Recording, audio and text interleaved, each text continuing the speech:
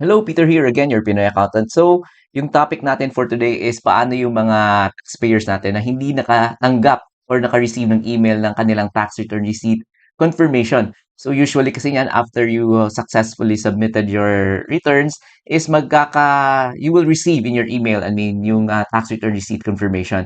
So, mostly yung from complaints from our taxpayers are those who are using the EBIR form version 7.9.6.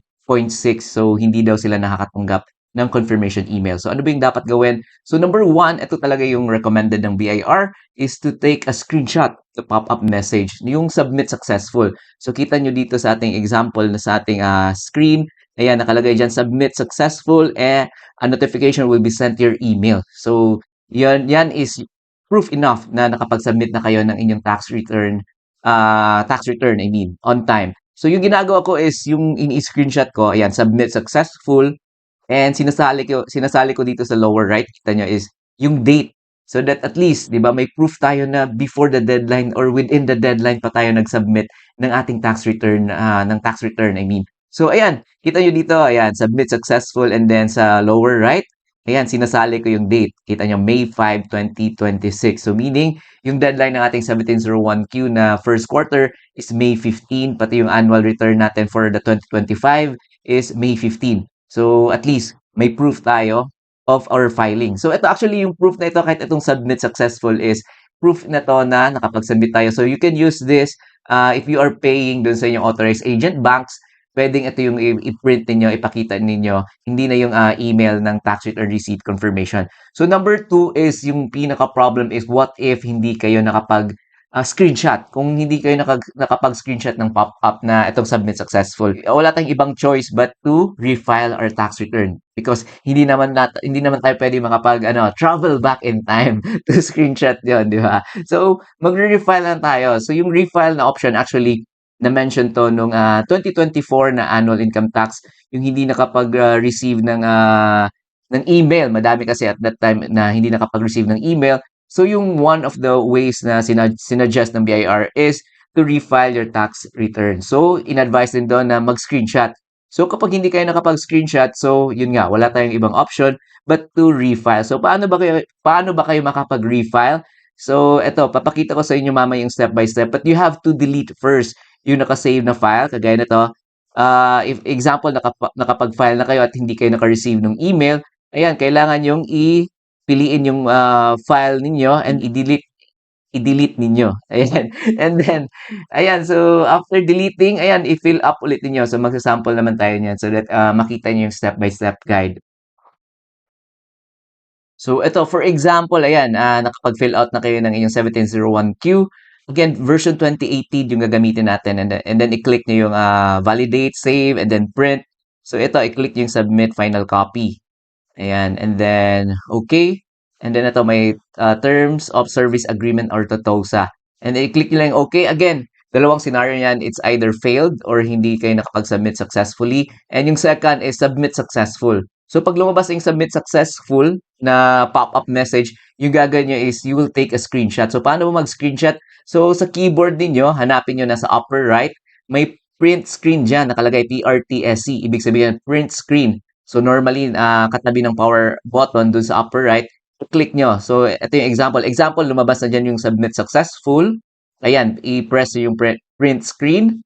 And then, ito yung lalabas. So, yung pinipili ko dito, again, balik tayo. So, yung gagawin nyo pala is pag hindi lumalabas yung date sa lower right, yung mouse niyo i-direct nyo sa baba so that yan, lalabas yung date and time sa lower right. And then, that's the time na ipiprint screen nyo. Again, sa upper right, may button dyan na print screen.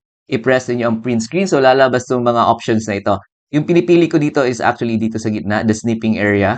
Yung piliin nyo na lang is the full screen. Ayan, click nyo yung full screen.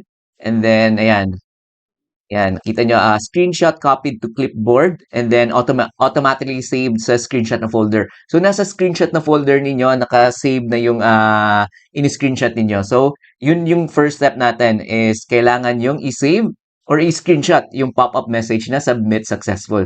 So, yung next method natin is example, hindi nyo na screenshot and ilang days na. For example, 7 days na. at hindi nyo pa nare-receive yung email. So wala na tayong ibang choice but to refile. So paano ba mag-refile? I-cancel muna natin to and then let's go back. So dito, ayan, example yan, piliin nyo 1701Q version 2018 and then yung previously filed din nyo, ito yon, ihanapin nyo. This is the 2026, the quarter 1, and then i-click nyo itong delete. Ayan, and then click nyo OK, and then fill up ulit kayo. Pag hindi nyo kasi dinelete yung file, wala kayong option but to file an amended return. So, mas maigi na hindi amended return yung i-file natin but to refile na lang with the same data. So, i-click nyo ulit itong fill up na button. Ayan, and then OK. And then, ayan, fill up nyo ulit yung mga details nyo dito. First quarter ng 2026. This is not an amended return. So, ayan, i-fill up nyo lang the same data. Yung nung details ng inyong first quarter na 1701Q, yung na-file niyo na hindi kayo nakatanggap, I mean, ng tax return receipt confirmation email. So, ito, sample lang, mabilisan lang, fill out natin yung mga details. And then, pagkatapos yung fill upan yung details, i-screenshot niyo yung yung pop-up message. So ito, ayan, validate and then save. Ayan, i-print niyo and then submit final copy. Ayan, click niyo OK and then click niyo tong TOSA na OK. So again, i-screenshot niyo pag lumabas na yung submit successful. Again, yung pipindutin niyo is print screen. Huwag niyong kalimutan because yung submit successful, yan na yung inyong proof of filing na dine-recognize ng BIR and ng ating authorized agent banks. So, hindi nyo na kailangan hintayin yung email pag may screenshot na kayo ng pop-up message. So, ayun. So, yun lang ating video for today. Ayan, so again, yun lang ating video for today. We just talked about ano ba yung options natin if ever hindi tayo naka-receive ng tax return receipt confirmation email. So number 1, huwag niyo kalimutan, i-screenshot yung pop-up message na submit successful. And number 2, kung hindi niyo na-screenshot, wala tayong ibang choice but to refile the tax return. So again, thank you very much. And if may mga tanong pa kayo, just comment down below. Thank you very much sa mga nag-subscribe, ayan, nag-comment and nag-send ng kanilang support. So you can also go to our website if you would want to download yung mga templates natin, mga Excel file. Go to www.pinoyaccountant.com/download. And if you would want to send your support so that I can continue making these mga free videos, you can go to our website www.pinoyaccountant.com/donate. So again, thank you very much and hopefully lahat tayo is nakapag-file na and naka-receive ng tax return receipt confirmation email or nakapag-screenshot ng pop-up submit successful. Again, thank you very much and I'll see you in our next videos.